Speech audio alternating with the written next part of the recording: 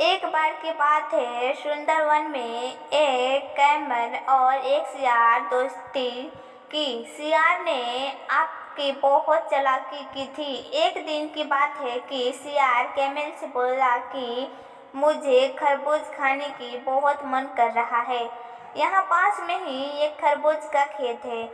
आओ, यूं तीनों खरबूज के फायदे हैं। कैमल सियार की बात मान ली और दोनों खरबूजे के खेत में जाकर खाने लगे।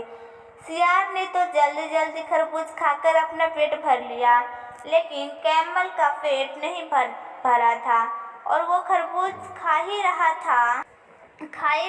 सियार खेत के पास से एक पेड़ के नीचे जाकर हुआ हुआ करने लगा। जब उसने पूछा कि तुम ऐसा क्यों कर रहे हो, यदि खेत के मालिक ने सुन लिया तो वो खेत में आ जाएगा। सियार ने कहा कि जब मैं खाता हूँ तो उसके बाद मैं ऐसा ही करता हूँ, और सियार फिर से हुआ करने लगा। यह सुनकर खेत का मालिक वहाँ पहुँच गया।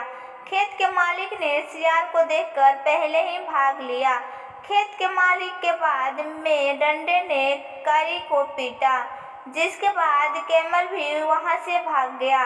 कुछ देर बाद कैमल जंगल में जहाँ सियार था, कैमल को बहुत गुस्सा आ रहा था, लेकिन उसने सियार से कुछ नहीं कहा। कुछ दिनों के बाद कैमल ने सियार से कहा कि आज मेरी नदी में नहाने का मन कर रहा है, नीचे नदी में नहाने जा रहा हूँ। इस पर सियार ने कैमल से कहा कि लेकिन मैं स्विमिंग नहीं आता। कैमल ने सियार से कहा कि तुम मेरे पीठ पर बैठ जाओ। इस बात पर सहमत हो गया। इसके बाद दोनों नदी की ओर चल पड़े। नदी पर कैमल सियार की पीठ पर बैठ गया। कैमल नदी के बीच में घुसने लगा।